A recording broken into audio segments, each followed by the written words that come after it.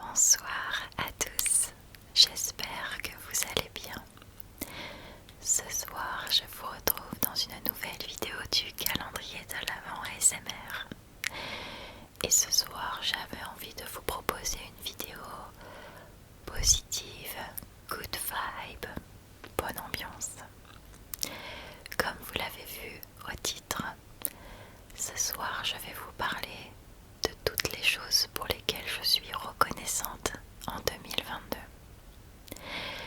Lorsque j'ai écrit et filmé la vidéo Je te réconforte pour les fêtes de fin d'année, j'ai dit une phrase qui m'a frappée en plein cœur.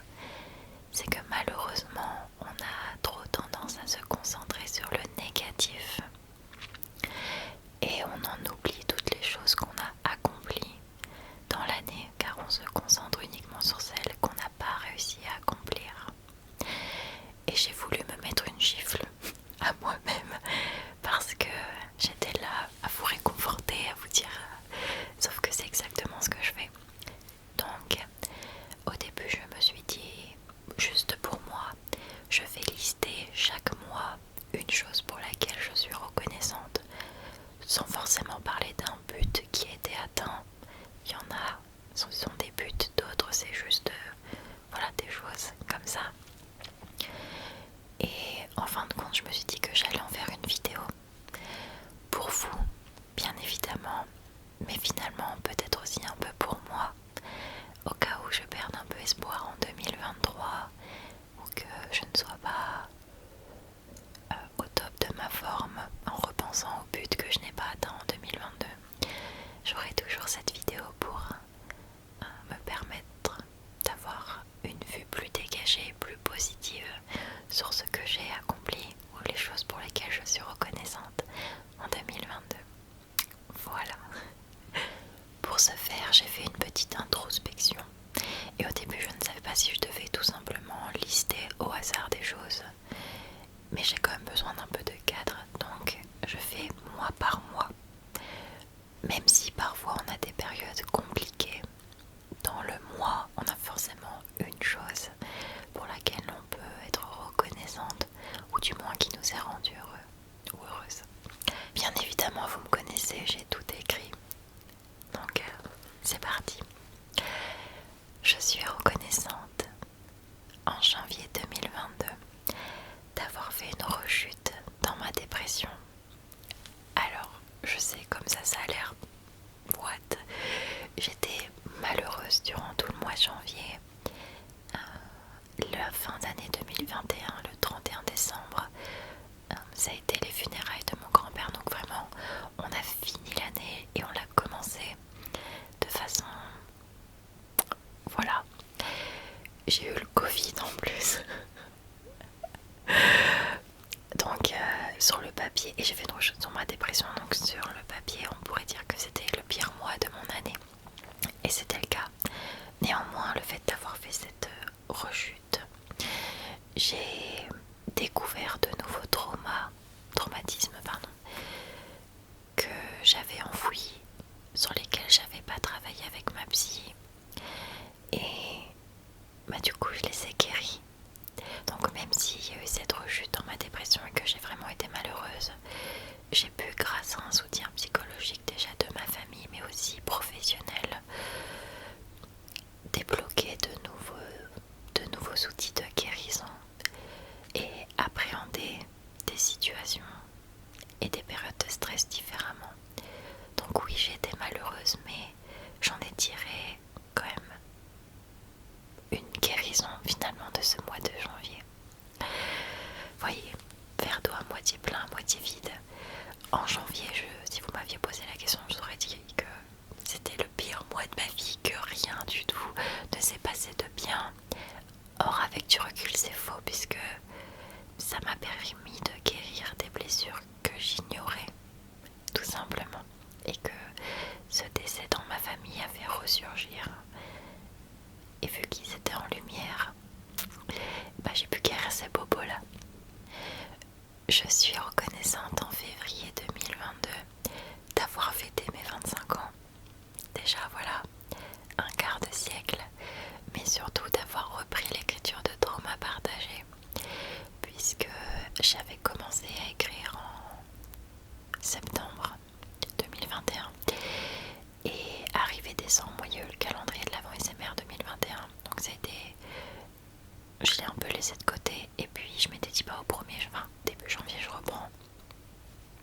Ah non, du coup, donc j'avais laissé mon manuscrit 2 mois et demi presque dans l'ordinateur sans y toucher. Donc finalement j'ai fêté mes 25 ans et en plus j'ai repris l'écriture de Trauma partagé, donc j'en suis reconnaissante. Je suis reconnaissante en mars 2022 d'être partie une semaine avec mon cousin et son meilleur ami dans la montagne au milieu de nulle part, mais quand je vous dis de nulle part, c'est de nulle part. Il n'y avait quasiment pas de réception téléphone, il n'y avait pas la wifi dans la maison, il n'y avait presque pas de chauffage même, et on a fait des balades, on s'est promené dans la nature. Ouais. Et puis le dernier jour on a eu la neige, c'était la seule fois de l'année où j'ai vu la neige, enfin, à ce moment-là. Mais voilà, je suis reconnaissante en mars de m'être perdue pendant une semaine en pleine nature et d'avoir vu la neige à la montagne.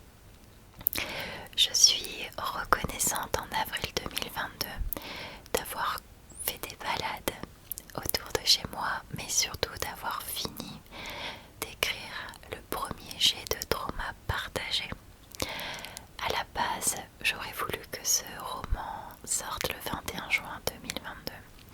C'est une date, le 21 juin, qui est assez importante pour moi. Mais j'ai décidé de ne pas me stresser et de finalement prendre le temps de travailler sur ce roman et de me dire il sortira quand il sortira. Et j'en suis plutôt contente. En mai 2022, je suis reconnaissante d'avoir repris Trauma partagé après l'avoir laissé poser pendant 1 mois, d'en avoir fait la relecture et d'avoir fait une réécriture, supprimer ou modifier un passage ou revoir une scène, ajouter du dialogue, voilà. Tout simplement, mon mois de mai n'a pas été incroyable, mais je suis reconnaissante quand même parce que j'ai travaillé sur mon roman. En juin 2022, je suis reconnaissante d'avoir trouvé le site internet de Anne, de l'avoir contactée, d'avoir pu discuter avec elle sur les différentes prestations qu'elle pouvait me proposer, d'avoir eu le coup de cœur, on va dire, et de lui avoir envoyé mon manuscrit pour qu'elle le corrige, qu'elle fasse la couverture, la mise en page et tout le travail qu'elle va faire dessus, quoi. En juillet 2022, je suis reconnaissante pour ce road trip express que j'ai fait en Normandie avec mon cousin. Il a passé plusieurs jours en Île-de-France et on est parti, je crois, le mardi matin aux alentours de 7h. On est arrivé vers 10h à Deauville. Ensuite, on est allé à Honfleur. Ensuite, on a fait les falaises d'Étretat. Voilà, je suis reconnaissante qu'on ait fait ce road trip express parce que c'était la première fois que je reprenais la voiture sur un long trajet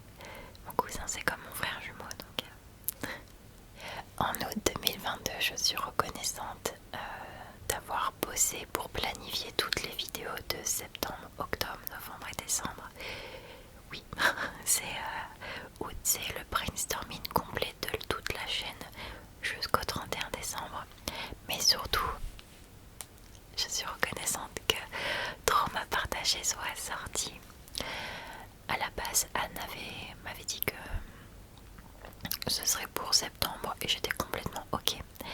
Et puis du jour au lendemain elle m'a dit bah si vous validez je publiais dans 2 jours, c'est bon. J'étais là quoi? What? Ça m'a foutu un coup de fouet incroyable. Et bah, il est sorti, voilà, j'ai pu faire la vidéo où je vous annonçais sa sortie. Je me revois quand j'ai reçu le premier exemplaire, enfin bref. Waouh. Je pense que c'est mon mois préféré de l'année.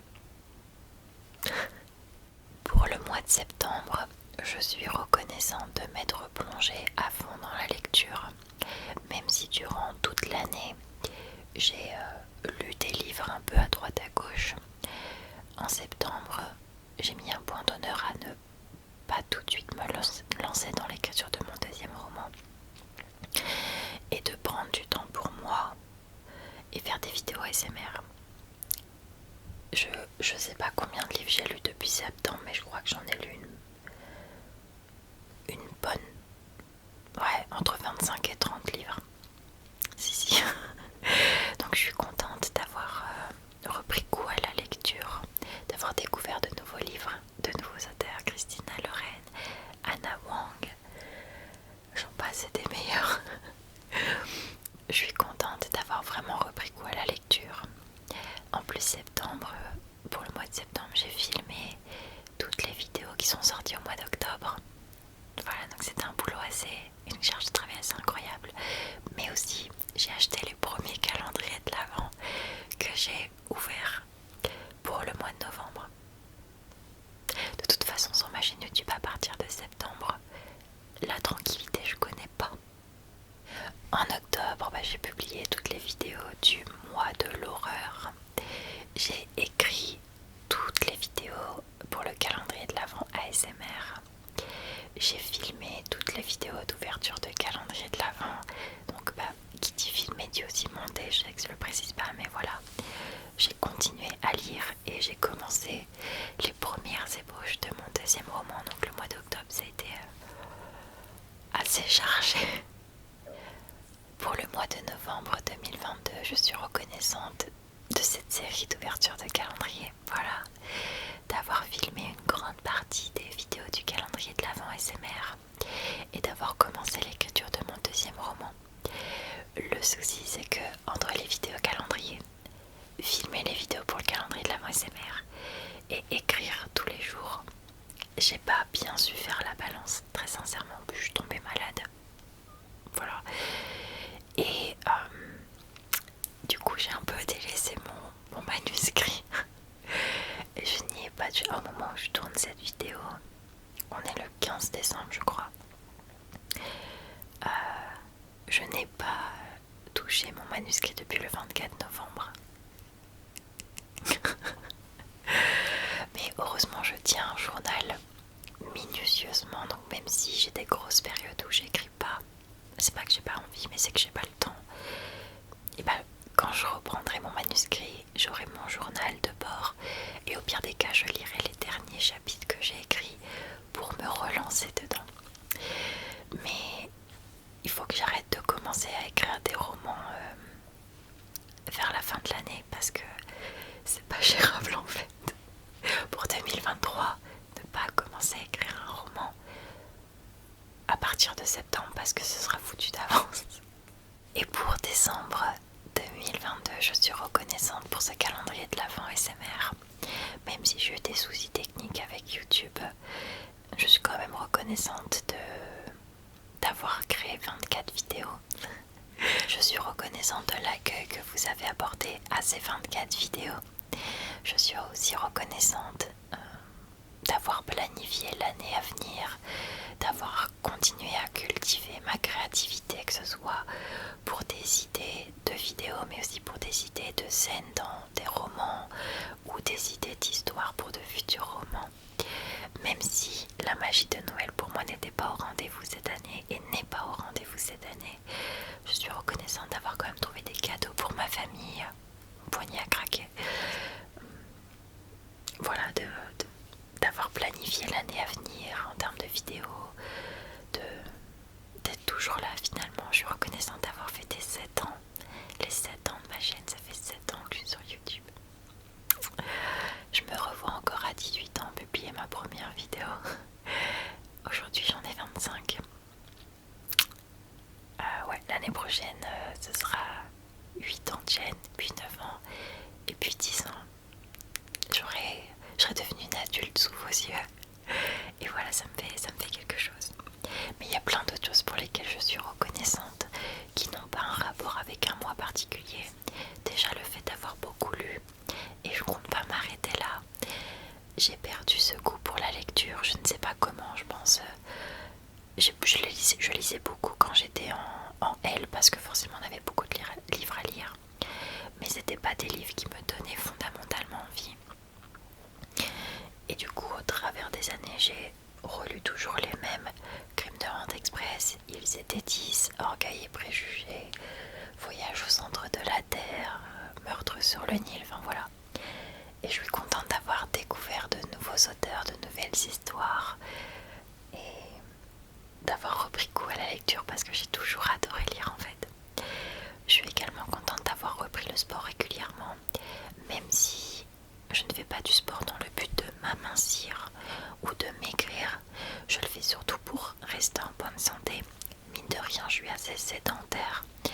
Je travaille assise derrière mon bureau ou assise devant ma caméra. Je me bouge pas beaucoup, donc je me suis acheté un stepper. Et tous les 2 jours, je fais entre 20 et 30 minutes de stepper. Donc ça me fait transpirer, mais ça me permet de rester active. Voilà, pour continuer à être en bonne santé malgré tout. Je suis aussi reconnaissante cette année de m'être connectée ou d'avoir découvert ma spiritualité. Alors, je mets des gros guillemets ma spiritualité. Je suis reconnaissante d'avoir découvert la manifestation, la visualisation. Bon, la méditation, j'y arrive toujours pas à mon cerveau, je peux pas faire, j'arrive pas à l'éteindre. Mais de tenir un journal dans lequel tous les jours je liste 5 raisons pour lesquelles je suis reconnaissante. Je liste des affirmations sur moi pour avoir plus confiance en moi. Et je note un peu ce qui me passe par la tête. Voilà. J'ai fait un vision board aussi, des objectifs que j'aimerais atteindre d'ici les 5 prochaines années. Alors c'est pas devenir millionnaire, c'est des objectifs réalisables. Et tous les matins je regarde les images que j'ai écrites, les petites citations d'encouragement, et ça me fait du bien, voilà, d'avoir mes petits cristaux à côté de mon lit et de temps en temps de faire des petits rituels de pleine lune parce que j'y pense pas tous les mois. Mais voilà, ça fait de mal à personne, ça me fait pas de mal à moi. Et ça me fait du bien de m'être un peu connectée à une sorte de spiritualité en moi que je ne pensais pas avoir, moi qui suis très cartésienne. Je suis reconnaissante d'être en bonne santé aussi, c'est important, et que ma famille soit en bonne santé. Je suis reconnaissante que ma sœur ait eu son bac et qu'elle ait été admise dans la fac de son choix, aussi très important. Je suis reconnaissante de m'être fait un nouveau tatouage aussi. Je l'ai fait en octobre, je crois. C'est un tatouage qui a beaucoup de symbolique pour moi. C'est mon premier tatouage à la jambe. En plus, moi la jambe, il est beau mieux de ma jambe, il est en dessous de ma hanche, sur la cuisse, en dessous de ma hanche. Voilà.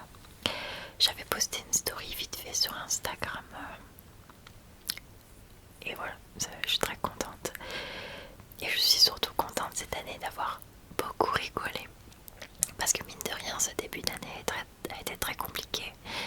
Et si en janvier, on m'avait demandé ce que je pensais qu'il allait se passer cette année, j'aurais jamais dit tout ça.